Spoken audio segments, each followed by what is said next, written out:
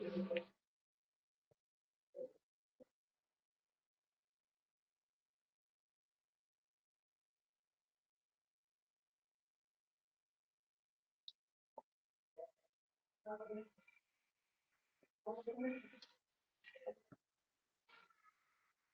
Evening everyone. तो आप लोगों की क्लास आज सुबह नहीं हो पाई, तो इस वजह से इस समय आपकी क्लास ली जा रही है। वैसे इससे पहले मैंने जो शाम का समय निर्धारित है वो बैच 1 के लिए निर्धारित है, ठीक है। और आपका समय मैंने सुबह का निर्धारित किया हुआ है, लेकिन क्योंकि आज क्लास हो नहीं पाई तो मुझे लगा कि आपकी क्लास जो है आज की एक टॉपिक हम लोग एक कोई अच्छा सा बड़ा सा टॉपिक करें, ठीक है, जो कि महत्वपूर्ण भी हो और जो प्रैक्टिस करने के लिए आपके लिए जो है इंपॉर्टेंट हो, ठीक है। तो एक अलग सा टॉपिक हम जो है स्टार्ट कर रहे हैं, जो आपका उत्तराखंड का साहित्य है, ठीक है। वो वाला जो पूरा का पूरा टॉपिक है वो आप मान करके चलिए कि वो कंप्लीट हो चुका है। इसमें अब आपको जो है अपने स्तर पर एक काम करना है। इसमें क्या है कि कुछ एक टॉपिक उसमें बचा हुआ है, उत्तराखंड के हिंदी साहित्यकार, ठीक है ना। कुछ ये रचनाकार बचे हुए हैं। अब उसमें से कोई भी ऐसा रचनाकार नहीं है, संभवतः 2-4 रचनाकार होंगे जो छूटे हुए हैं। उनको हम कभी किसी दूसरी क्लास में कर सकते हैं, क्योंकि वो 15 मिनट का काम है, ठीक है। तो वो हम कभी कर सकते हैं, वरना जब ये पढ़ रहे होंगे, जैसे फॉर एग्जांपल हमने पढ़ना है शेखर जोशी। अब शेखर जोशी उत्तराखंड के हिंदी साहित्यकार हैं, तो हम उनको वहां पढ़ते हैं कहानी और उपन्यास में। तो ये वाला आपका बचा हुआ है, यानी कि जो उत्तराखंड के हिंदी साहित्यकार वाला टॉपिक है वो काफी बिखरा हुआ होगा। कुछ कविता में आएंगे, कुछ गद्य में आएंगे, कुछ कहीं आएंगे, कुछ कहीं आएंगे। तो उनको जो है हम वहां पर पढ़ लेंगे, ठीक है। आज जो हम जिस टॉपिक के साथ आ रखे हैं वो है आपका छंद। तो छंद को जो है हम आज जो पढ़ने वाले हैं, ठीक है। तो छंद वैसे आप लोग जानते हैं, ये दरअसल अगर टॉपिक के अंतर्गत आएगा तो ये काव्य शास्त्र का टॉपिक होगा, ठीक है। काव्य शास्त्र का टॉपिक होगा। और काव्य शास्त्र, भारतीय काव्य शास्त्र, पाश्चात्य काव्य शास्त्र, ये सारे टॉपिक्स हैं। तो इसमें से छंद, ठीक है। तो क्या होता है छंद, यहां से स्टार्ट करेंगे। छंद आप लोग जानते हैं कि छंद जो होता है ये एक तरह का, मतलब आप कह सकते हैं कि एक किसी भी कविता को या किसी भी रचना को एक निश्चित नियम के तहत बांधने का, उसको जो है बद्ध करने का जो है एक, आप कह सकते हैं एक एक एक तरीका है, एक यानी एक चीज है, ठीक है।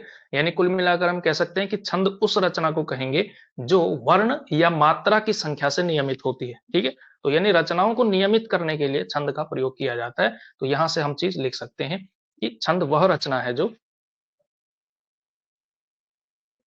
छंद वह रचना है जो, साथ ही साथ आप लोगों ने नोट्स भी बनाने हैं लिखते लिखते, ठीक है। जैसे बाकी की क्लासेस में लिखे वैसे ही इसमें भी। थोड़ा ज्यादा मोटा हो रहा है इंक। छंद वह रचना है जो वर्ण अथवा मात्रा की संख्या से नियमित हो, जो वर्ण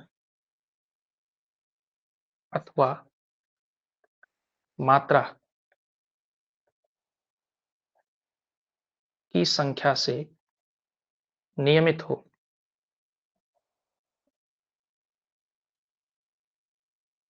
जो वर्ण अथवा मात्रा की संख्या से नियमित हो, ठीक है। छंद के कुछ महत्वपूर्ण हिस्से होते हैं, कुछ महत्वपूर्ण भाग होते हैं, ठीक है। जो जो है छंद के अंदर आप लोग जिन चीजों को देखते हैं, तो इन शब्दों को जो है जानना आपके लिए अत्यंत आवश्यक है, छंदों को जानने के लिए, ठीक है। तो लिख सकते हैं कि छंद के जो है निम्नलिखित भाग या आप कह सकते हैं अंग होते हैं। पहला लिखिए छंद के भाग या छंद के अंग, ठीक है। सबसे पहला जो छंद के अंदर जो सबसे की चीज होती है, सबसे महत्वपूर्ण चीज है, जिसे हम कह सकते हैं वर्ण। वर्ण हम व्याकरण में पढ़ते हैं तो वही है वर्ण, और कुछ नहीं है। बस थोड़ा सा इसकी लैंग्वेज चेंज हो जाएगी। वर्ण हम कह सकते हैं कि जो एक पूर्ण ध्वनि हो, एक कंप्लीट साउंड, जो एक पूरी ध्वनि होती है उसे वर्ण कहा जाता है, ठीक है। तो एक पूर्ण ध्वनि को हम क्या कहते हैं, वर्ण कहते हैं। एक पूर्ण ध्वनि को, एक पूर्ण ध्वनि को वर्ण कहा जाता है, ठीक है। तो जो वर्ण होते हैं ये दो प्रकार के होते हैं आपके इसमें छंद के अनुसार। एक को कहा जाता है लघु, लघु जो ह्रस्व स्वर होते हैं आपके वो सारे के सारे लघु वर्ण के अंदर आते हैं, ठीक है। और दूसरे होते हैं आपके गुरु, यानी जो भी दीर्घ या फिर संयुक्त, दीर्घ प्लस संयुक्त, जितने भी दीर्घ या संयुक्त स्वर होते हैं वो आपके गुरु के अंदर आते हैं। ठीक है, तो इस प्रकार जो वर्ण होते हैं या जो मात्राएं होती हैं, लघु की मात्रा मानी जाती है 1 और गुरु की मात्रा मानी जाती है 2। ठीक है, 1 और 2, इसका जो डिनोशन होता है इसको आई लिखा जाता है, इसको एस जैसा एक सिंबल दिया जाता है। ठीक है, गुरु। तो लघु की मात्रा 1 और गुरु की मात्रा कितनी होती है, 2 होती है। ठीक है, तो सबसे पहले ये आपको एक समझना है। उसके बाद हम मात्रा गिनना भी सीखेंगे। ठीक है, उसमें कोई वो दिक्कत नहीं है, मात्रा गिनना आना भी बहुत जरूरी चीज है। अगली चीज छंद में जो एक इंपॉर्टेंट चीज आती है, अगली चीज देखिए, वो होती है चरण या फिर पाद। अच्छा, आप लोग जब क्लास पढ़ते हैं तो पहले भी बताया गया है कि आप लोग जो है ऐसे ही नहीं बैठेंगे, क्लास के प्रॉपर नोट्स आप खुद बनाएंगे जिस तरह से क्लास में, क्योंकि नोट्स बनाए जा रहे हैं तो उस चीज का फायदा उठाते हुए आपने नोट्स बनाने भी। दूसरे होते हैं चरण, या इन्हें हम कह सकते हैं पाद। ठीक है, चरण यानी स्टेप्स, तो प्रत्येक छंद के कुछ स्टेप्स होते हैं, कुछ चरण होते हैं। ठीक है, तो किसी छंद की यति पर, यति की यानी विराम पर एक छोटा सा विराम लिया जाता है, यति हम अभी हम उसको डिफाइन करेंगे। तो किसी भी छंद की यति यानी कि उसके विराम पर समाप्त होने वाली पूर्ण पंक्ति जो होती है वो आपका चरण कहलाती है। ठीक है, और सामान्यतः किसी भी छंद में आपके 4 चरण होते हैं। ठीक है, किसी में 2 भी होते हैं, 4 भी होते हैं, कुछ 6 भी जाते हैं। ठीक है, किसी छंद की यति पर समाप्त होने वाली पूर्ण पंक्ति चरण कहलाती है।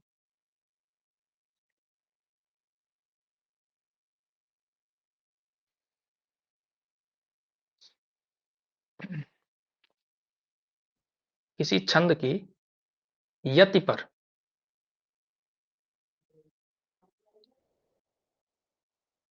समाप्त होने वाली पूर्ण पंक्ति को क्या कहेंगे, होने वाली पूर्ण पंक्ति को चरण कहते हैं या पाद, पाद कहते हैं। ठीक है, अभी ये सब आने हैं, अभी डिफाइंड है, अभी केवल डेफिनेशंस लिखते रहिए इनकी, अभी थोड़ा इनके बारे में लिखते रहिए, बाद में ये सब आएंगे छंद में तो ये समझ जाएंगे कि ये दरअसल होता क्या है। ठीक है, वैसे तो जानते भी होंगे आप। ठीक है, कोई ऐसा टॉपिक तो है नहीं कि एकदम नया हो और आपने पहली पहली बार ये सारे शब्द सुने हो। ऐसा जो है आपके साथ काव्य शास्त्र में होने वाला है, अगर आपने पहले काव्य शास्त्र उस गहराई में नहीं पढ़ा हुआ है तो, वरना इस तरह के टॉपिक्स आपने थोड़ा थोड़ा पढ़े ही होते हैं। ठीक है, अगला जो चीज आती है, अगली जो चीज छंद के अंदर होती है उसे कहा जाता है यति। ठीक है, यति का पूरा मतलब होता है विराम। ठीक है, यति का मतलब होता है विराम। तो जो होता है, कोई भी छंद होता है, तो छंद कोई भी बनता है वो 2 चीजों से बनता है। एक तो उसके फ्लो से, एक तो प्रवाह होता है, और कभी कभी वो प्रवाह को हम लोग जबरदस्ती तोड़ते हैं, यानी कि वहां पर रुकते हैं। तो चलना और रुकना, चलना और रुकना, इस पूरे के पूरे फ्लो से, इस पूरे के पूरे एक संयोजन से जो है आपका छंद बनता है। ठीक है, तो यति का मतलब होता है विराम, तो लय के अनुसार जब विराम को जो है यति कहा जाता है, लय के अनुसार जब थोड़ा सा हम रुकते हैं उसी लय को फॉलो करते हुए, लय के अनुसार विराम को यति कहा जाता है,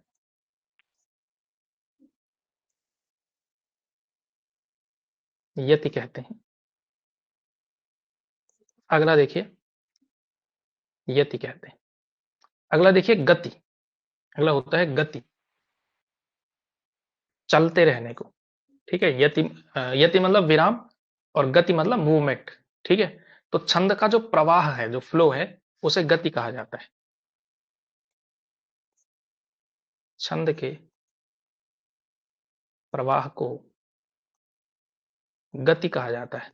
अब ये सब परीक्षा में सीधा सीधा नहीं आता है, लेकिन ये चीजें इंपॉर्टेंट होती हैं। ठीक है, ये यति और गति और ये सारी जो है चीजें। ठीक है, तो मैं तो ये मान करके चलता हूँ कि जो इस क्लास को पढ़ रहा है वो पहली बार उस टॉपिक को पढ़ रहा है। अगर हम ये समझेंगे कि सब कुछ पढ़ा हुआ है तो फिर तो बहुत शॉर्टकट में हो सकता है, कोई भी टॉपिक 15 मिनट में खत्म किया जा सकता है। तो किसी भी टॉपिक को पढ़ाता हूँ, जब मेरा जो व्यक्तिगत मानना है तो ये मान करके पढ़ाता हूँ कि जो विद्यार्थी है वो पहली बार पढ़ रहा है। ठीक है, उस तो आप में से अगर कोई ऐसा है जिसने पहले भी पढ़ा हुआ है, बहुत कुछ पढ़ा हुआ है, तो वो जो है उसकी बात अलग है। ठीक है, वो थोड़ा एडवांस स्तर पर पढ़ सकता है। तो उसे थोड़ा बोरिंग भी लग सकता है शुरू का हिस्सा। अगला होता है तुक। तुक आप लोग जानते हैं, राइमिंग को जो है तुक कहा जाता है। तो लास्ट में कोई भी जब पंक्ति होती है तो दो पद जो होते हैं उनके अक्षरों को क्या कहा जाता है? तुक कहा जाता है। ठीक है, पदांत के अक्षरों को क्या कहते हैं हम लोग? तुक कहते हैं। कोई भी पंक्ति समाप्त हो रही हो तो पदांत के अक्षरों को अगर वो मिलते जुलते साउंड कर रहे हो तो कहेंगे कि तुक मिल गया, है ना? पदांत के अक्षरों को तुक कहा जाता है। ठीक है, तो किसी भी छंद में ये 5-6 चीजें बड़ी महत्वपूर्ण होती हैं। सबसे पहला वर्ण, वर्ण या मात्रा भी हम कह सकते हैं, एक मात्रा, दो मात्रा, लघु गुरु। ठीक है, दूसरा होता है किसी भी छंद में चरण होते हैं, कुछ स्टेप्स होते हैं, पाद होते हैं। दूसरी तीसरी चीज छंद में जो है, एक तो गति होती है, छंद में एक प्रवाह होता है और यति भी होती है, उसमें समय पर विराम भी आना चाहिए। ठीक है, तो उस विराम का भी निश्चित नियम है, एक निश्चित टाइमिंग है उसकी भी।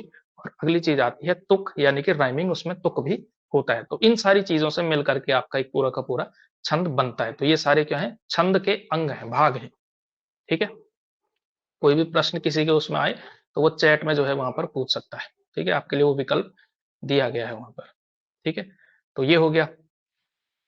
अगला आता है आपका, जो बढ़ते हैं, अब आते हैं हम छंदों पर। तो छंद जो होते हैं आपके मूलतः जो होते हैं दो प्रकार के होते हैं। छंद कितने प्रकार के होते हैं? दो प्रकार के होते हैं। अगला लिखिए, छंदों के प्रकार। और आपके सिलेबस में कोई एक, कुछ मतलब स्पेसिफिक नहीं दिए गए हैं कि कौन कौन से छंद आपने पढ़ने हैं। तो इसका मतलब है कि आपने सारे ही मेजर छंद पढ़ने, सारे महत्वपूर्ण छंद आपको जो है आने चाहिए। ठीक है, और मात्रिक छंद तो 1 मिनट के लिए हो भी जाता है। 3-4 प्रकार से छंदों से क्वेश्चन आते हैं। पहला आता है, एक पंक्ति पूछी जाएगी, इसमें बताएगा कि कौन सा छंद है। ठीक है, दूसरा सीधा सीधा छंद की परिभाषा से सवाल पूछा जा सकता है, कि जैसे ये तो आसान सा एक सवाल पूछ रहा हूँ, 13-11 की, 13-11 की मतलब इस कॉम्बिनेशन पर कौन सा छंद होता है? 13-11, 13-11, ये जो संयोजन है वो किस छंद का है? ये एक सीधा सीधा परिभाषा है, दोहा इसका उत्तर होता है। ठीक है, ये परिभाषा। इसके अलावा वार्णिक छंदों में हो सकता है गणक्रम पूछ लिया जाए, या तो गणक्रम दे दिया जाए कि ये गणक्रम किसका है।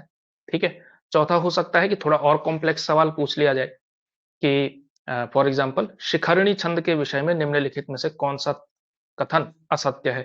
4 तथ्य पूछे गए हैं, वो जो है आपको कि इसका गण ये होता है, इसमें ये आता है, ये नहीं आता है, और ये इसका उदाहरण है। इस तरह से कुछ हो गए तो उसमें से ही आपको ढूंढना पड़ेगा। ये 4-5 प्रकार से छंदों से प्रश्न आ सकते हैं। ठीक है, और कोई भी ऐसा प्रश्न नहीं होगा इसमें जो आपको ना आता हो। सारे के सारे प्रश्न आपको आएंगे अगर आप इस टॉपिक को अच्छे से करेंगे। ठीक है, बड़ा टॉपिक जरूर है, बहुत सारे छंद आपको पढ़ने पड़ेंगे, लेकिन कठिन नहीं है किसी भी लिहाज से। ठीक है, छंदों के प्रकार। तो छंद जो होते हैं मूलतः आपके जो है दो प्रकार के माने जाते हैं। कुछ तो होते हैं आपके वैदिक छंद। वैदिक छंद हमने पढ़ने ही नहीं है। वैदिक छंद, ये जो वेदों में जो छंद है वो वैदिक छंद है। दूसरे होते हैं आपके लौकिक छंद, जो लोक यूज करता है, जो आजकल जो कवि या कविताएं यूज करते रहे, कविताओं में जो प्रयुक्त होते हैं, वो आपके लौकिक छंद है। यानी वेद से इतर जो भी छंद है वो लौकिक छंद है। ठीक है, लौकिक छंद जो होते हैं वो दो प्रकार के होते हैं। दो प्रकार के होते हैं, या तो मात्रिक छंद होते हैं। ठीक है, और या तो होते हैं वार्णिक छंद। मात्रिक छंद और वार्णिक छंद, ये जो है आपके छंदों के प्रकार है। ठीक है, आगे अगर हम बढ़े तो जो मात्रिक छंद है, मात्रिक छंद भी 3 प्रकार के होते हैं। ठीक है, मात्रिक छंद भी 3 प्रकार के होते हैं। हम यहाँ पे जगह बची हुई है तो यहाँ पे लिख सकते हैं। एक तो होते हैं आपके सममात्रिक छंद, दूसरे होते हैं अर्ध सममात्रिक छंद। सममात्रिक छंद, अर्ध सममात्रिक छंद, और तीसरा होता है आपका विषम मात्रिक छंद। ठीक है, तो ये पूरा का पूरा आपका छंद का एक ओवरव्यू है। छंदों के प्रकार, लौकिक छंद और वैदिक छंद। ठीक है, लौकिक छंद होते हैं 2 प्रकार के, मात्रिक और वार्णिक। इसमें भी जो आपका मात्रिक छंद है, सम मात्रिक, अर्ध सम मात्रिक और विषम मात्रिक छंद, ये जो है छंदों के प्रकार हैं। ठीक है, चलिए आगे बढ़े। आगे बढ़ते हुए सबसे पहले पढ़ते हैं हम लोग मात्रिक छंदों को। ठीक है, मात्रिक छंद लिखिए, टॉपिक डालिए।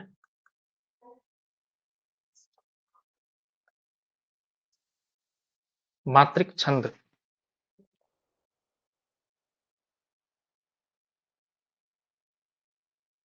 तो ये वो छंद होते हैं जो मात्राओं के नियम से आबद्ध होते हैं, मात्राओं के नियम से जो है संयोजित होते हैं या बने हुए होते हैं।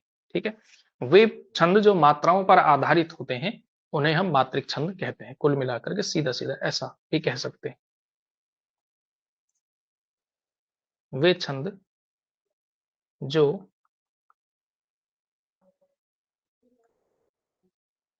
मात्राओं पर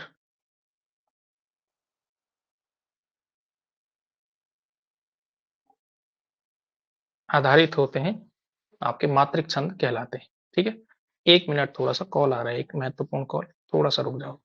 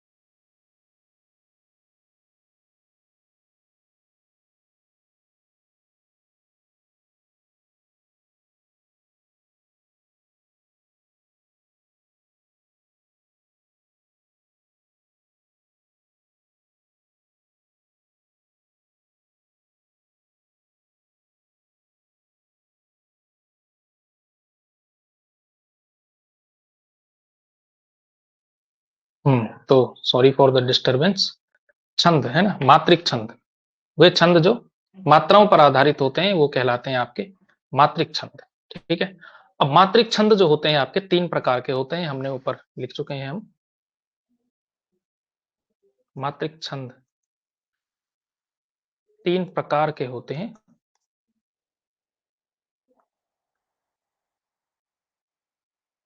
तीन प्रकार के होते हैं। पहला होता है आपका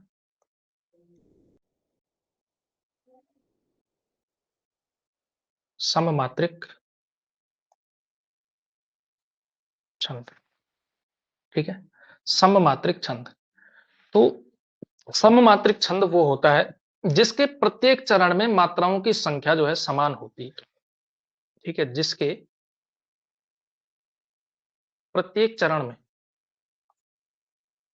जिसके प्रत्येक चरण में मात्राओं की संख्या समान होती है। ठीक है, वो होता है आपका सममात्रिक छंद, है ना। सम मात्राएं हैं, प्रत्येक चरण में मात्राओं की संख्या समान है, तो सम मात्राएं सममात्रिक छंद होते हैं। ठीक है, तो इसमें जो है सममात्रिक छंदों में सबसे पहला जो उदाहरण लिखिए आप, सममात्रिक छंदों का सबसे पहला उदाहरण लिखिए चौपाई। इसके उदाहरणों में सबसे पहला जो छंद आप लोग पढ़ेंगे यह है आपका चौपाई।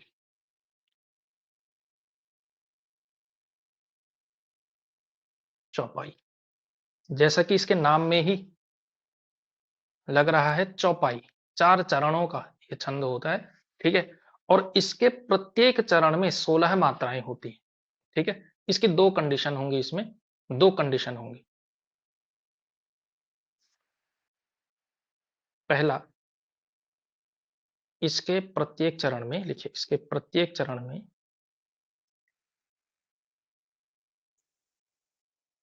चरण में 16 मात्राएं होती हैं। और दूसरा दूसरा होता है इसके किसी भी चरण के अंत में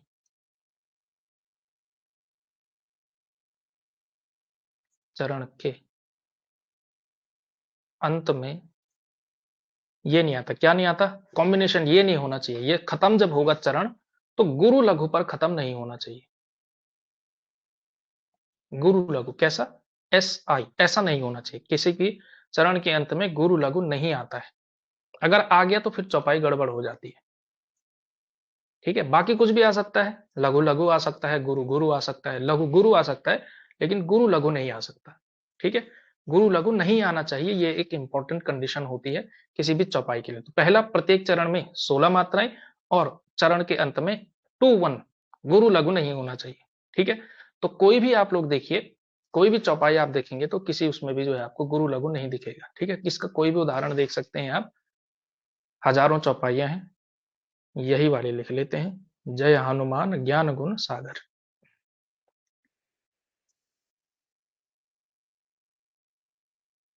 सागर पहले चरण ये हो गया, दूसरा लिखिए, दूसरा चरण, जय कपीस तिहु लोक उजागर। ठीक है, जय हनुमान ज्ञान गुण सागर, जय कपीस तिहु लोक उजागर। ठीक है, अब इसी के साथ साथ हमें थोड़ा सा मात्राएं गिनना भी सीखना चाहिए। ठीक है, मात्राएं गिनते कैसे हैं ये आपको थोड़ा थोड़ा ध्यान रखना है। एक अलग से आप चाहें तो पेज में लिख सकते हैं, मात्रा गिनने के नियम या मात्रा गणना के नियम। सिंपल सिंपल मात्रा गिनने के देख सकते हैं। सबसे पहला, जितने भी ह्रस्व स्वर हैं, माने कि अ, ई, उ, री, इनकी मात्रा कितनी होगी, 1 1 मात्रा होगी। ठीक है, इन्हें ही हम लोग लघु भी कहते हैं, लघु वर्ण या लघु ध्वनि, लघु मात्रा भी कह सकते हैं। ठीक है, जितने भी दीर्घ या फिर संयुक्त स्वर होंगे, दीर्घ स्वर क्या होते हैं, आ, ई, उ, संयुक्त होते हैं आई, आओ, ये होते हैं ना। तो ये सारे के सारे क्या हो गए, इनकी मात्रा होती है 2 मात्रा, सॉरी ए ओ भी तो है, ए आई ओ।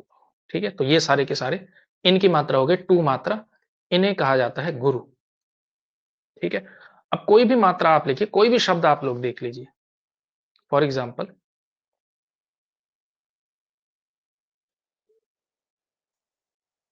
जैसे यही शब्द ले लीजिए मकान, अब इसकी मात्रा हमें गिननी है, तो इसकी मात्रा क्या हो जाएगी, म, म पे अ है तो इसकी मात्रा हो जाएगी 1, अ है ना, अ की मात्रा लगी हुई, तो म, का, आ दीर्घ है तो इसकी मात्रा हो जाएगी 2, इसका हो जाएगा 1।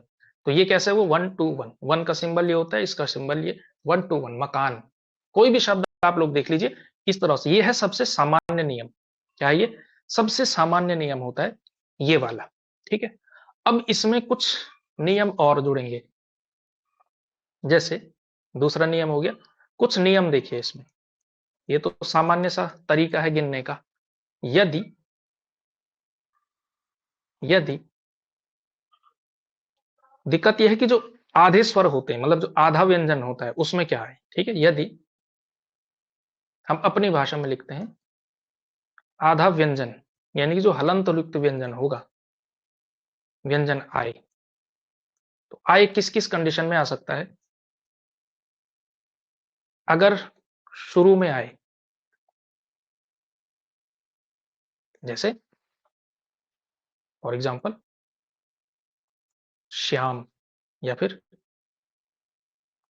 प्रकार, है ना। तो इसमें भी प क्या है, आधा है और र पूरा है, ऐसा है। तो शुरू में आ गया ना प, तो ऐसा अगर शुरू में आए तो क्या होगा? अगर शुरू में आए तो मात्रा नहीं गिनी जाती है।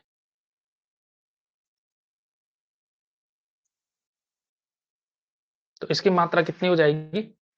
0 हो जाएगी। जैसे प्रकार है, जैसे अब प्रकार शब्द है माना, तो इसकी मात्रा कितनी हो जाएगी? प की नहीं गिनी जाएगी, 0 हो जाएगी। र र है ना, तो इसकी मात्रा 1 2 1, तो इसकी मात्रा हो गई 1, ठीक है। चाहे कुछ भी हो जाएगा, शुरू में आए तो मात्रा नहीं गिनी जाएगी।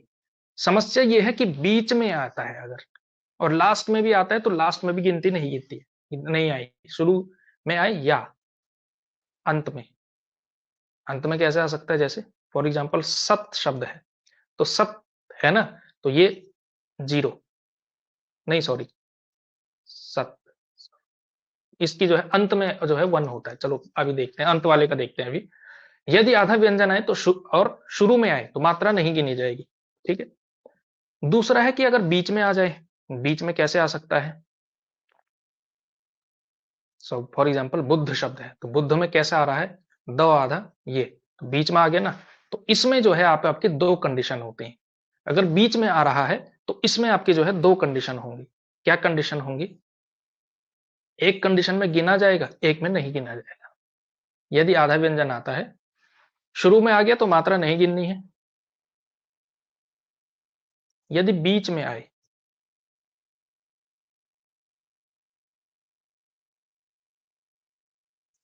बीच में आए तो दो कंडीशन है, ठीक है। यदि बीच में आए, पहली कंडीशन ये है कि यदि आधा, वर्ण भी कह सकते हैं, व्यंजन भी कह सकते हैं, वर्ण के तुरंत बाद लघु आए, तो आधा वर्ण व लघु मिलकर एक दीर्घ बना देगा, दीर्घ हो जाता है। यानी कि टोटल कंबाइंड फिर उसकी मात्रा दो बन जाएगी। यानी कि अगर आधा वर्ण आ गया और उसके तुरंत बाद लघु आ रहा है, तो उसकी मात्रा गिनी जाएगी कुल मिलाकर के, ठीक है। वो फिर दोनों मिलाकर के 2 गिना जाएगा। और अगर उसके बाद दीर्घ आ रहा है, जैसे यदि तुरंत बाद क्या आ रहा है? दीर्घ आए, दीर्घ आए तो मात्रा नहीं गिनी जाती, क्योंकि टू के अलावा नहीं होती ना, मात्रा नहीं गिनी जाएगी, ठीक है। तो मात्रा क्या है? नहीं गिनी जाएगी, ठीक। अब जो है इसके कुछ उदाहरण देख लीजिए, कैसे गिनी जाएगी और किस कंडीशन में गिनी जाएगी, किस कंडीशन में नहीं गिनी जाएगी। फॉर एग्जाम्पल वही शब्द है, बुद्ध शब्द ले लीजिए। अब देखिए बुद्ध शब्द में क्या है? आधा द, आधा द है, पूरा ध है। ध क्या है? लघु है, वन आर्क है ना, अ आर्क है, बुद्ध। बुद्धा होता तब अलग से सिस्टम था, बुद्ध शब्द है, तो यहाँ पे इसका मतलब इसको गिनाया जाएगा। बू हो गया तो छोटा ऊ की मात्रा है 1, अब आधा द है और पूरा ध है, तो ये दोनों मिलकर के दीर्घ हो जाएगा, ये 1 2 हो जाएगा, बुद्ध। समझ रहे हैं? इसके मतलब इसको भी गिना गया 1 और इसको मात्रा 1, यानी टोटल मिला करके, लेकिन इसको 2 गिना जाएगा हमेशा। तो बुद्ध की अगर मात्रा हो तो 1 2, ठीक है। और अगर उसके तुरंत बाद अगर ऐसा हो जैसे कोई भी शब्द ले लीजिए,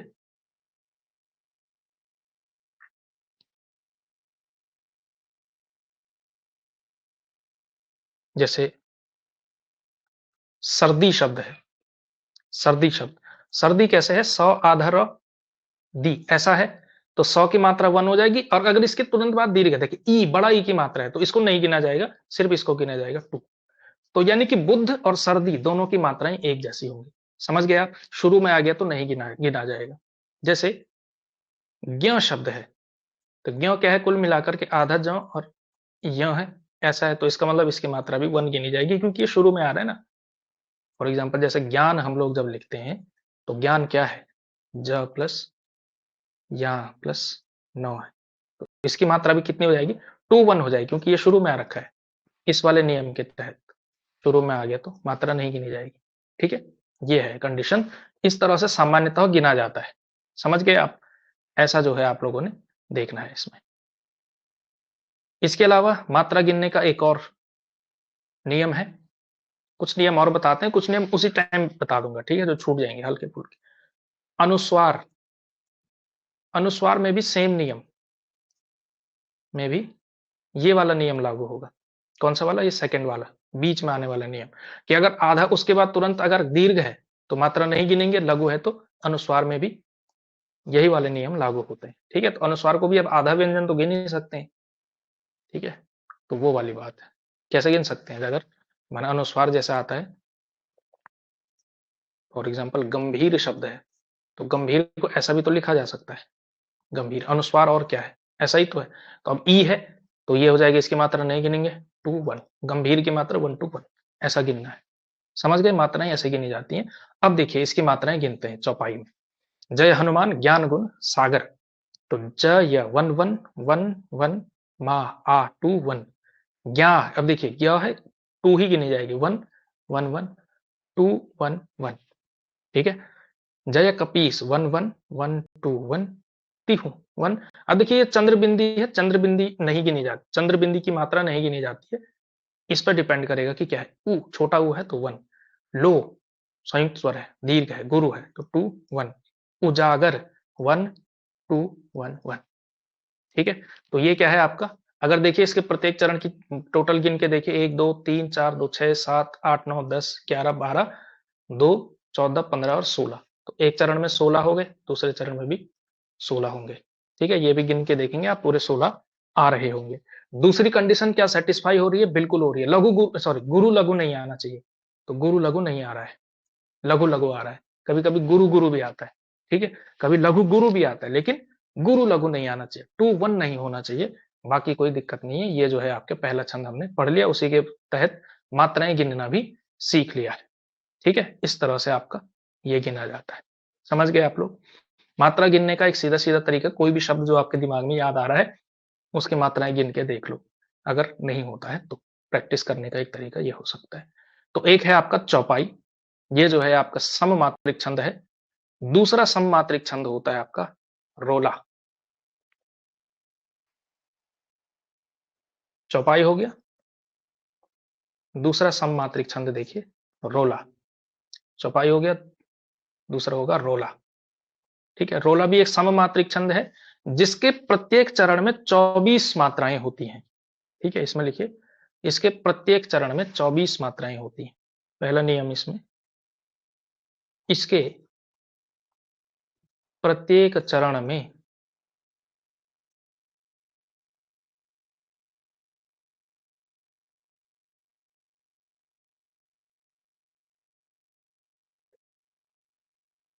24 मात्राएं होती हैं। क्या तो होती है, 24 मात्राएं होती हैं। साथ ही साथ सेकंड जो बात है, इसमें 11-13 मात्राओं के क्रम में यति होती है। ठीक है, ये यति आप याद रखना भी चाहिए, नहीं भी तभी रोला के नियम में याद रख सकते हैं। ठीक है, यति का उतना ज्यादा महत्व नहीं है जितना जनरली होता है। ठीक है, यति उतनी महत्वपूर्ण नहीं है, गाने में इसका महत्व जरूर है। ठीक है, परीक्षा के लिहाज से थोड़ा कम है, लेकिन नियम है तो नियम भी याद रख लेना।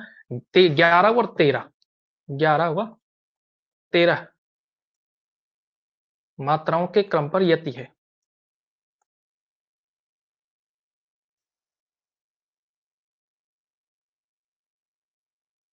यति होती है, और सामान्यतः, मतलब ऐसा जरूरी नहीं है, लेकिन सामान्यतः जो प्रत्येक चरण होता है उस चरण का अंत होगा 2-2 पर, सामान्यतः, ठीक है, जरूरी नहीं है कह रहा हूं, लेकिन सामान्य कंडीशंस में मोस्ट ऑफ द टाइम्स प्रायः जो है चरण का अंत होता है 2-2 पर।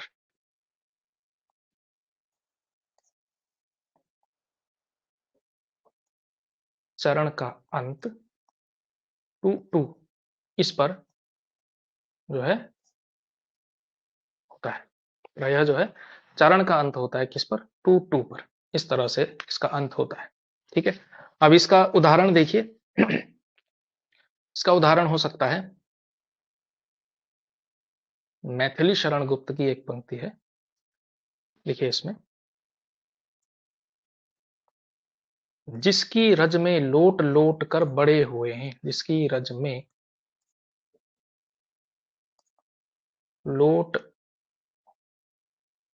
लोट लोट कर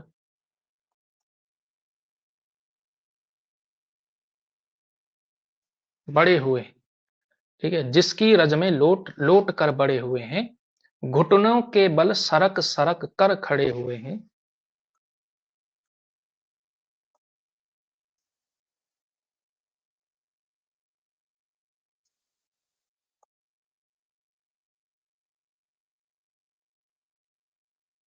सरक सरक कर खड़े हुए हैं। ठीक है, एक चरण ये, दूसरा चरण ये, वैसे चाहे तो दो चरण और लिख सकते हैं, पूरा चरण पूरा का पूरा, लेकिन याद रखने के लिए इतना ही बहुत है। ठीक है, एक लाइन भी याद करोगे उसकी कोई दिक्कत नहीं है।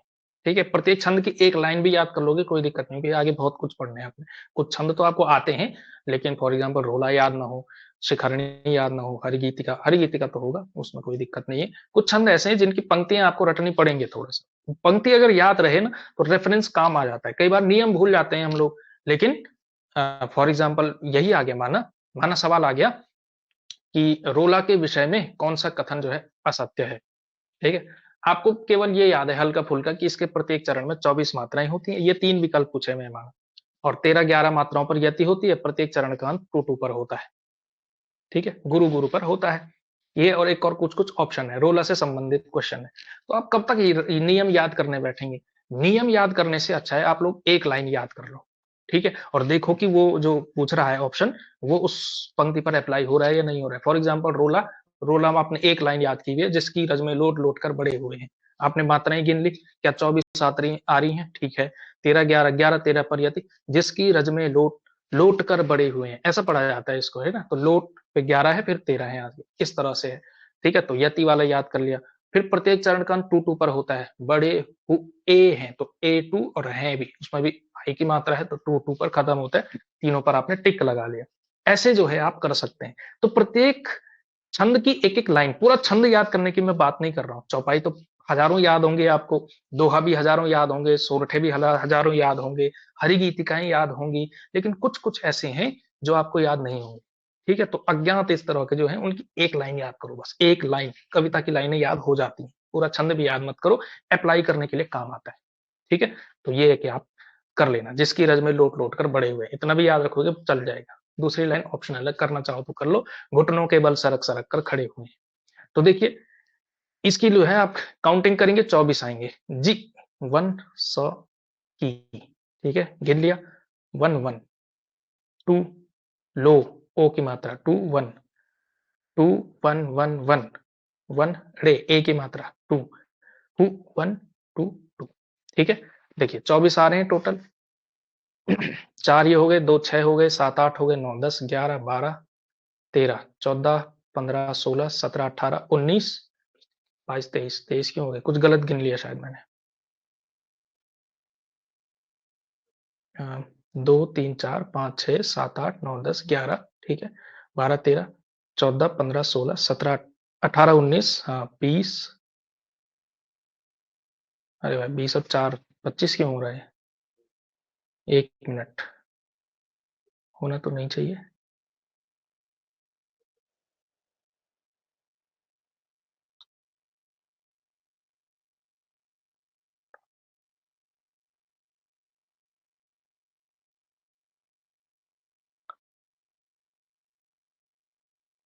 24 ही होना चाहिए मेरे विचार से, थोड़ा आप लोग गिन के देखो, मैं 23 क्यों गिन रहा हूँ, कभी 25 चला जा रहा हूँ।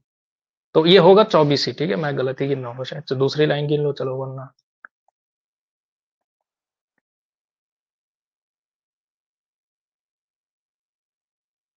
1 2 तो 4 तो 6 7 8 9 10 11 12 13 14 15 16 17 18 19 20 और 20 और 4 24। ठीक है, ऊपर भी कुछ गड़बड़ कर दिया मैंने उसमें करते हुए, लेकिन फिर भी ठीक है, आप लोग देख सकते हैं कि ये जो है आपका ये है 10 11 11 तो ठीक है, 11 13 पे भी होता है इसमें, तो 11 और 13 पर यति होगी, तो लोट पे लति देनी है, इसमें भी सड़क पे भी यहाँ पे भी यति देनी है।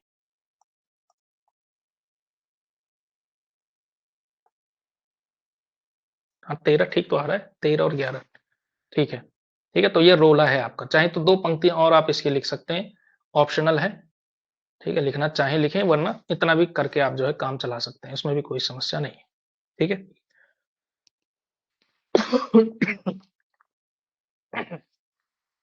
अगले आते हैं आपके अर्ध सममात्रिक छंद। ठीक है, अर्ध सममात्रिक छंद, और ये हैं आपके मुख्यतः 4 छंद हैं जो आपके अर्ध सममात्रिक छंद होते हैं। मतलब लिखिए अर्ध सममात्रिक छंद।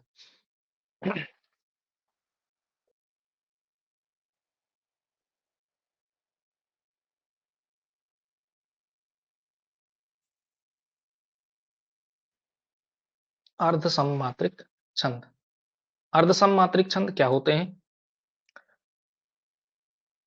तो जिस छंद के, देखो ऑड इवन वाला सिस्टम है इसमें, तो जिस छंद के पहले और तीसरे चरण में मात्राओं की संख्या समान हो और दूसरे और चौथे में समान हो, वो जो है आपका अर्ध सममात्रिक कहलाता है। ठीक है, तो लिखिए इसमें जिस छंद के प्रथम व तृतीय चरण में समान मात्राएं तथा द्वितीय व चतुर्थ चरण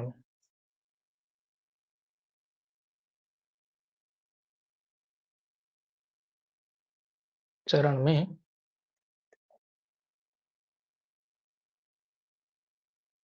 समान मात्राएं वो जो है आपके अर्ध सममात्रिक छंद कहलाते हैं। पहला, और यहां से कई बार यही सवाल पूछ लिया जाता है, जैसे चौपाई, निम्नलिखित में से चौपाई है वार्णिक छंद, सममात्रिक, अर्ध सममात्रिक या विषम मात्रिक, ऐसा भी एक सवाल बन सकता है। ठीक है, तो वो भी आप कर सकते हैं चाहे तो प्रमुख छंद है, मतलब अर्ध सममात्रिक। सबसे बड़ा जो होता है, सबसे प्रसिद्ध तो है दोहा। ठीक है, फिर उसी को उल्टा कर दो तो हो जाता है सोरठा। ठीक है, दोहा हो गया, सोरठा हो गया, इसके अलावा एक होता है बरवय छंद। बरवय छंद तुलसीदास की एक रचना है बरवय रामायण, तो वो रामायण जो बरवय छंद में लिखी वो बरवय रामायण है। बरवय रामायण और उल्लाला, बरवय उल्लाला।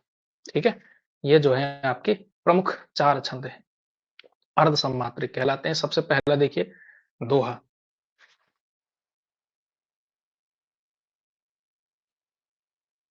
दोहा छंद, दोहा छंद क्या होता है? 24 मात्राओं का एक अर्ध सममात्रिक छंद है।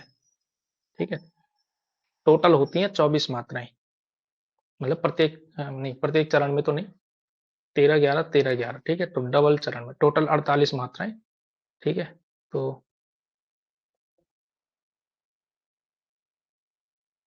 यानी आप कह सकते हैं प्रत्येक पंक्ति में 24 मात्राएं, 24 मात्राओं का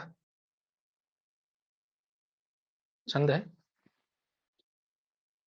ठीक है, 24 दूनी 48 टोटल मात्राएं होंगी। ठीक है, पहले और तीसरे चरण में 13 13, पहला तो ये है 24, दूसरा पहला व तीसरा चरण, थर्ड चरण में 13 13 मात्राएं तथा दूसरे और चौथे चरण में, दूसरे और चौथे चरण में कितनी मात्राएं होती हैं? 11 मात्राएं, 11 11 मात्राएं।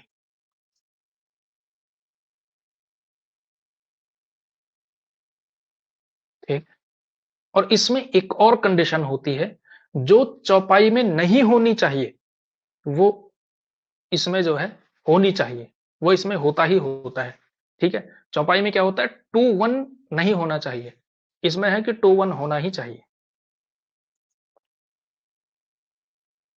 इसमें पंक्ति लघु सॉरी गुरु लघु पर 2-1 पर समाप्त होती है, यानी कि दूसरा और चौथा चरण है, उसकी क्लोजिंग आनी चाहिए 2-1।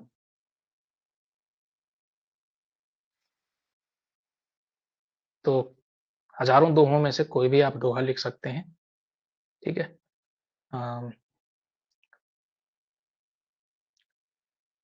चलो कबीर के बहुत लिख लिए, इस समय लिखते हैं किसका, बिहारी का दोहा। मेरी भव बाधा हरो, राधा नागरी सोय।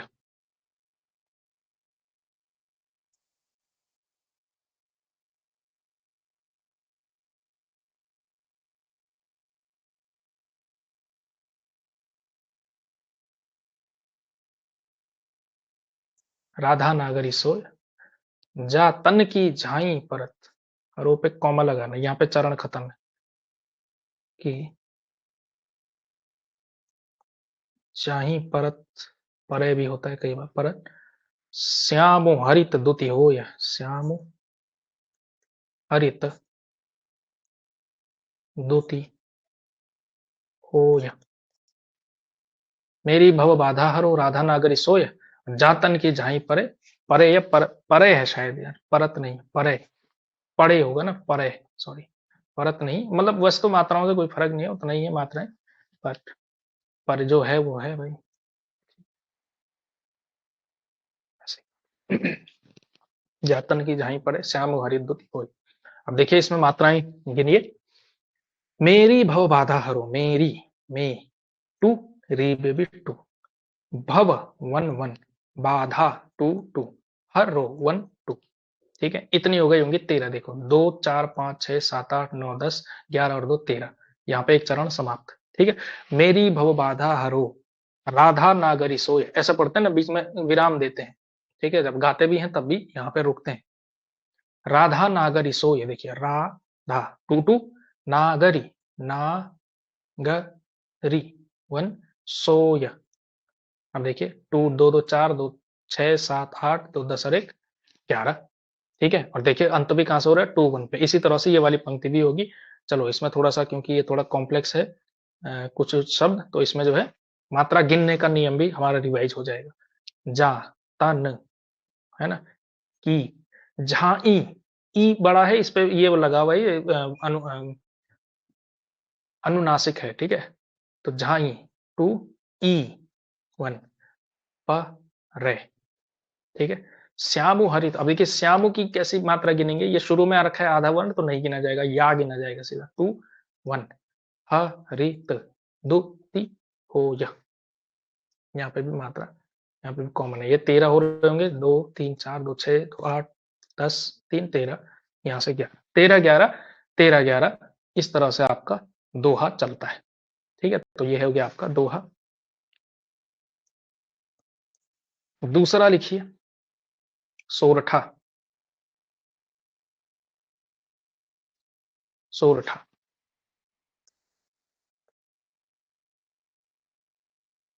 सोरठा का उदाहरण देखिए। सोरठा जो होता है, इसमें कितनी होती हैं, 24 मात्राएं होती हैं। ठीक है, इसमें भी 24 मात्राएं होती हैं, बस उल्टा है। दोहे के पहले और तीसरे में 13-13, 11-11 ऐसा चलता है ना, 13-11, 13-11 दोहा ऐसा चलता है। और सोरठा जो होता है उसका ठीक उल्टा चलता है, 11-13, 11-13। ठीक है, पूरा का पूरा सोरठा तैयार होता है। अगर आप इसी को पलट दोगे तो ये जो है आपका सोरठा बन जाएगा। जैसे मेरी भव बाधा हरो, राधा नागरी सोय, जातन की जाई पर श्याम हरित दुति होय, दोहा हो गया। राधा नागरी सोय, मेरी भव बाधा हरो, श्याम हरित दुति होय, जातन की जाई पर। उल्टा कर दो, बस तुक मिला दो अगर, तो सोरठा हो जाता है। यही जो है दोहा और सोरठा का अंतर है, बस उल्टा करना है और कुछ नहीं है, पलटा दो उसको बस।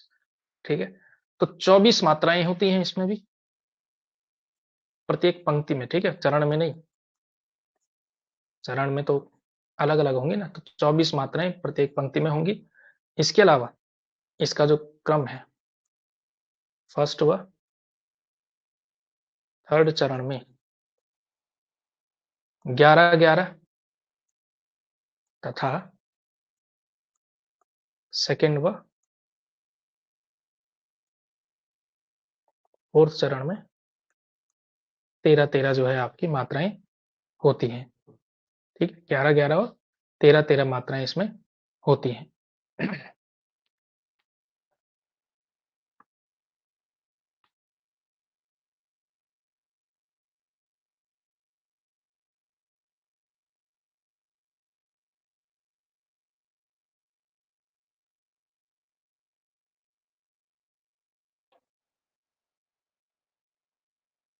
ठीक है, ये हो गया आपका।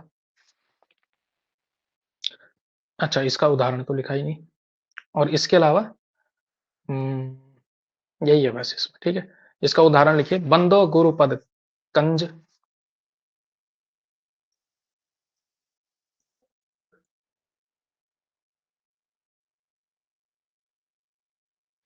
कंज कृपा सिंधु नर रूप हरि।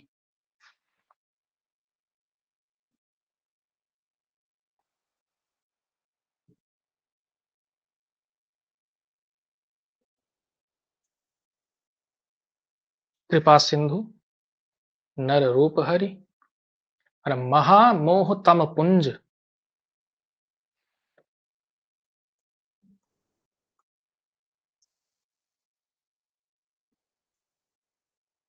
महामोह तम पुंज जासु वचन रवि कर निकरी।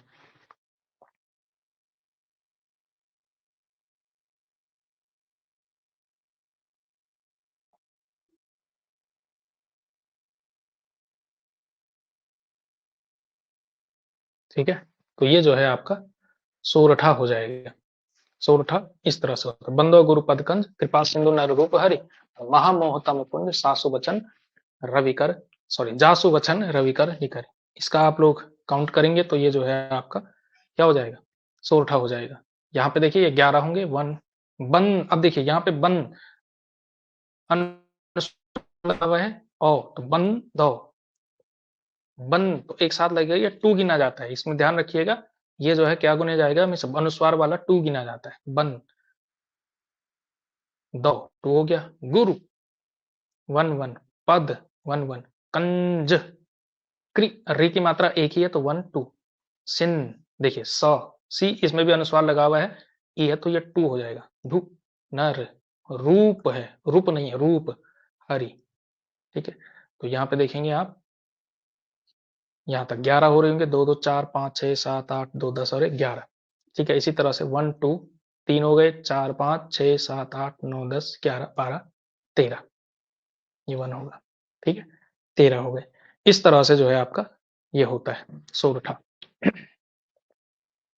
ठीक है, इसी प्रकार अन्य देखिए, दोहा हो गया, सोरठा हो गया। अगला देखिए बरवय। बरवय, तो बरवय का एक उदाहरण जो है तो बार बार लिखने से अच्छा है।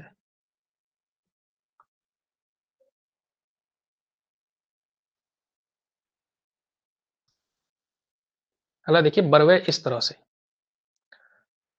बरवय क्या होता है, इसके विषम चरण में 12 मात्राएं, मतलब टोटल मिलाकर के ये होता है 19 मात्राओं का छंद है। मतलब 19 और 19 टोटल तो 38 है प्रत्येक पंक्ति में, है ना। ये देखिएगा प्रत्येक पंक्ति में 19 मात्राएं, प्रत्येक पंक्ति की बात कर रहा हूं मैं। अगर मैं कह रहा हूं इतनी मात्राओं का छंद है तो प्रत्येक पंक्ति की बात हो रही है। ठीक है, जिस तरह से मैंने उसमें भी लिखा 16-16 मात्राएं होती हैं चौपाई में भी, यानी एक पंक्ति में 16 मात्राएं हैं। ठीक है, मतलब तुक आने से पहले, तुक तुक जो है 16-16 पर आते हैं। इसके विषम चरणों में 12 मात्राएं और सम चरणों में 7 मात्राएं होती हैं, यानी कि पहले और 13 में 12, दूसरे और चौथे में 7 मात्राएं होती हैं। तो लिखिए इसके विषम चरणों में 12 मात्राएं तथा सम चरणों में जो है आपका 7 मात्राएं होती हैं। और अंत में ये ध्यान रखना है कि लघु गुरु होता है 1 2, नहीं सॉरी 1 2 नहीं 2 1, टू वन होता है, ठीक है, वन टू नहीं होता है, टू वन होता है, ये उल्टा लिख लिया, अंत में टू वन गुरु लघु होता है, जैसे उसमें होता है आपका दोहे में, उसी तरह से इसमें भी होता है। तो देखिए इसका उदाहरण देखिए, अवधि शिला का उर पर था गुरु भार, तिल तिल काट रही थी दृग जल धार। ठीक है, तो ये वाला लिख सकते हैं आप, ये वाला लाइन ज्यादा ठीक लग रही। बरवे का एक लाइन सबकी याद करनी, मैं बता रहा हूं आपको, ठीक है। दोहा सोरठा तो याद रह जाएगा, सोरठे में उल्टा ही तो करना है, वो दिक्कत नहीं है, कोई भी दोहे को पलट दो बस। बाकी बरवे की एक लाइन याद रख सकते हैं, ठीक है। अवधि शिला का उर पर था गिरी गुरु भार, या तो ये वाली याद रखो, या नीचे वाली याद रख सकते हैं, ज्यादा आसान लग रही है। तिल तिल काट रही थी दृग जल धार, है ना, तिल तिल काट रही थी दृग जल धार, ये याद कर लिया, बरवे याद हो जाएगा। तो देखिए प्रत्येक पंक्ति में पहला जो विषम चरण में 12 मात्राएं होंगी, 1 2 3 4, काट टू वन, रही two one, sorry one two, थी टू, ठीक है। फिर चरण समाप्त हो गया, दृग, द पर री की मात्रा वन ही होगा, ग वन, जल वन टू, टू वन, ठीक है। तो इतने में सारे होंगे इसके 12, 1 2 3 4 2 6 7 8 9 10 11 12, दृग में 1 2 3 4 5 6 एंड 7, तो 12 7 12 7, ठीक है। ये है आपका क्या, बरवे। ये क्या है गला, इस छंद का नाम है आपका क्या, बरवे छंद, ठीक है। ये आपने ध्यान रखना है, इस छंद का नाम क्या है, बरवे छंद है। ये लिख लिया, ये बना लिया आपने। अगला छंद, अच्छा उल्लाला तो रह गया, एक मिनट, उल्लाला का देखते हैं।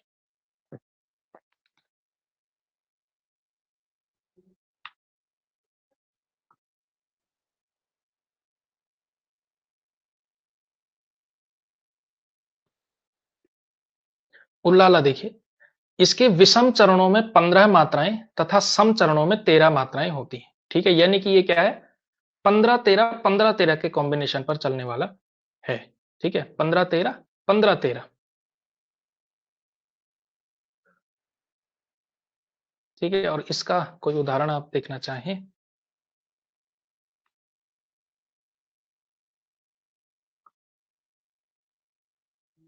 तो ये आप लिख सकते हैं, इसका उदाहरण ये हो सकता है, ठीक।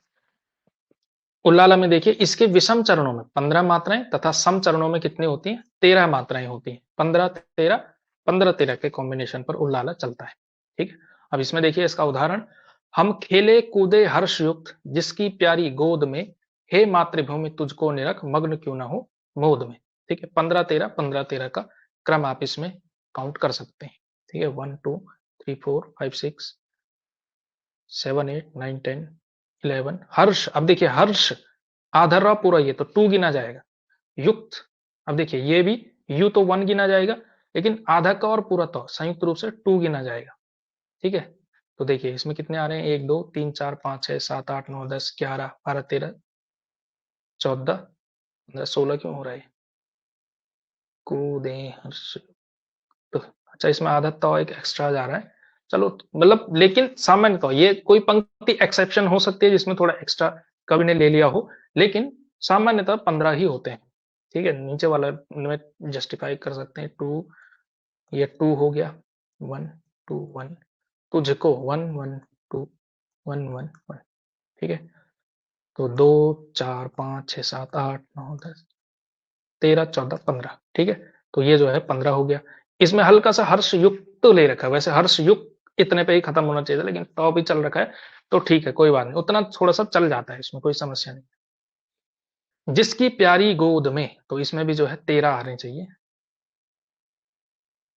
1 1 2, प्यारी, अब देखिए ये गिना नहीं जाएगा, 2 2 2 1 2, ठीक है, 4 ये हो गए, 5 6 7 8 9 10 11 2 13, ठीक है। इस तरह से ये हो गया आपका उल्लाला, तो ये भी क्या है आपका एक विषम मात्रिक छंद है, ठीक है।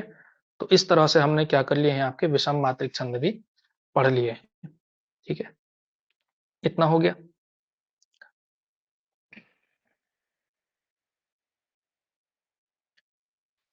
एक मिनट, थोड़ा सा,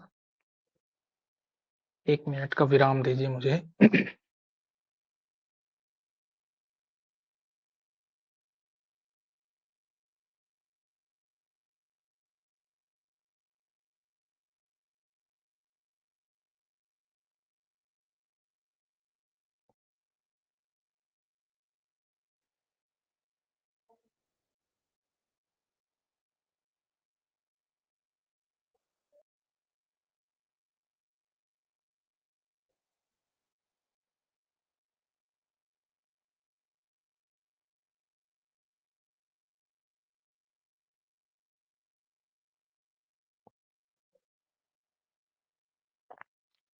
ठीक है, तो ये था आपका उल्लाला छंद। ठीक है, तब तक आप लोगों ने नोट भी कर लिया होगा इसको। ठीक है, अपना विराम भी मिल गया। चलिए, तो ये हो गया।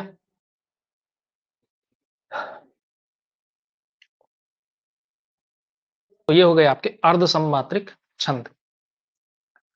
अगला देखिए, अगला होता है आपका विषम मात्रिक छंद।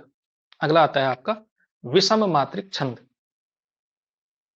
अब ये जो विषम मात्रिक छंद है, ये विषम मात्रिक छंद जो होते हैं, ये हमेशा इन्हें आप मिश्रित छंद भी कह सकते हैं या संयुक्त छंद भी कह सकते हैं, क्योंकि ये हमेशा दो छंदों को मिला करके बनते हैं। ठीक है, और इसी वजह से इसमें विषम मात्राएं आती हैं। अगला लिखिए इसमें,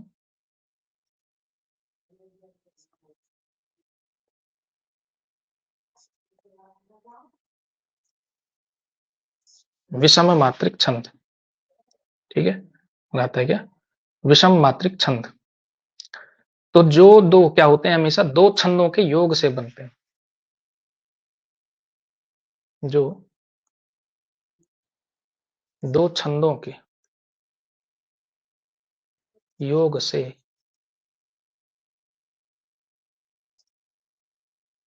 बनते हैं, ये क्या होते हैं, आपके विषम मात्रिक छंद होते हैं।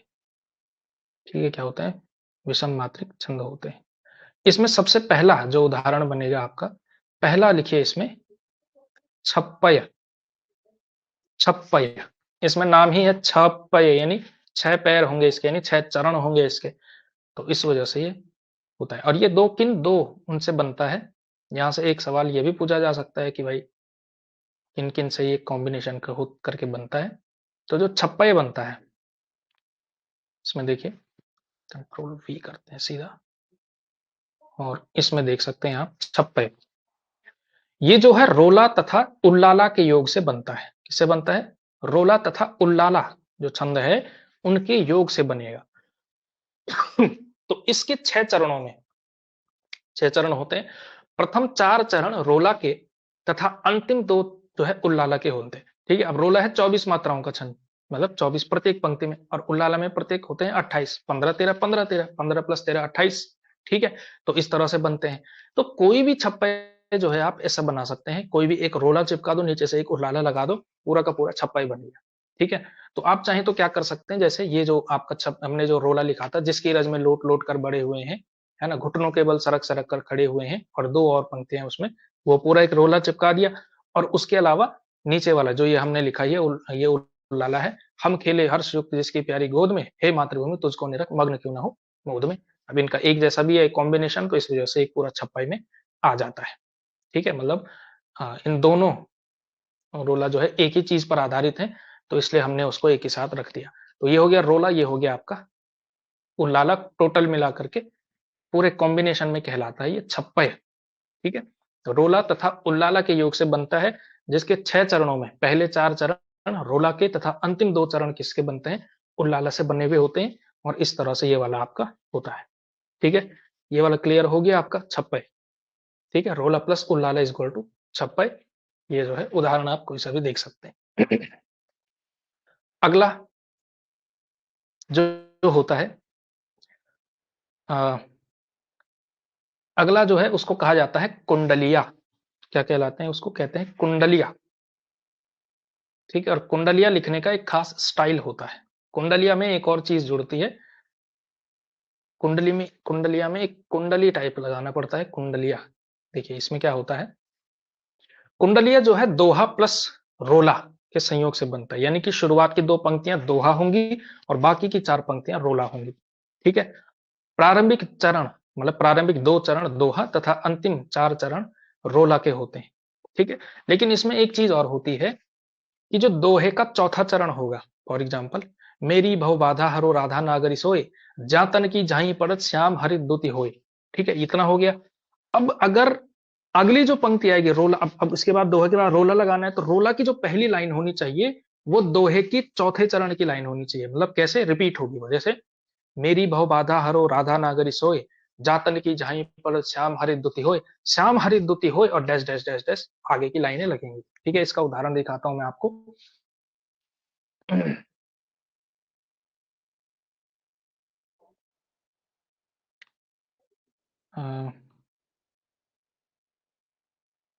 ये हो गया आपका दोहा। साईं बैर न कीजिए गुरु पंडित कवियार, और बेटा बनिता पेरिया यज्ञ करावन हार। ठीक है। अब देखिए अगली जो रोला जो स्टार्ट करना है वो कैसे स्टार्ट करना है। अगला रोला जो है स्टार्ट होगा तो ऐसे होगा, इस तरह से। ये जो है ऐसे बनेगा कि साईं बैर न कीजिए गुरु पंडित कवियार, और बेटा वनिता पेरिया यज्ञ करावन हार। यज्ञ करावन हार पे खत्म हो गया। अब जो रोला शुरू करना है वो यहां से शुरू करना है। यज्ञ करावन हार राजमंत्री जो होई, विप्र परोसी वैद्य आपको तपे रसोई, और कह गिरधर कविराय युगन ते, यही चली आई, और इन 1300 तरह दिए बनी आवे साई। ये जो है पूरा का पूरा आपका एक कुंडलिया हो गया। ठीक है, तो है बड़ा रोचक छंद, बड़ा अच्छा लगता है बोलने में, पढ़ने में, बहुत लोग प्रयोग करते हैं इसका। तो ये बड़ा सुंदर सा एक छंद जो है जिसका नाम है कुंडलिया छंद। इसकी एक खासियत क्या है कि दोहा और रोला को जोड़ने वाली जो पंक्ति होगी वो एक होगी। यज्ञ करावनहार जैसे इसमें, और फिर जो रोला शुरू हो रहा है वो वहीं से हो रहा है। तो ये जो एक विशेषता है ये किस छंद की है, कुंडलिया छंद की है।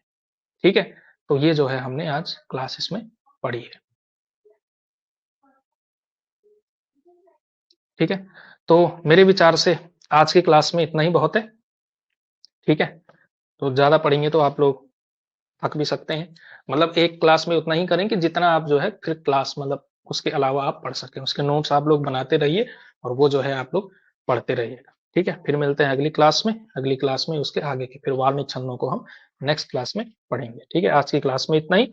बाकी नेक्स्ट क्लास में इसके नोट्स पीडीएफ आपको ऐप पर प्राप्त हो जाएंगे। वैसे नोट्स आपको खुद भी बनाने, लेकिन ये जो पीडीएफ हमने क्लास के दौरान बनाया लिखते लिखते, ये वाला पीडीएफ भी आपको प्राप्त हो जाता है। ठीक है, चलिए धन्यवाद। Thank you.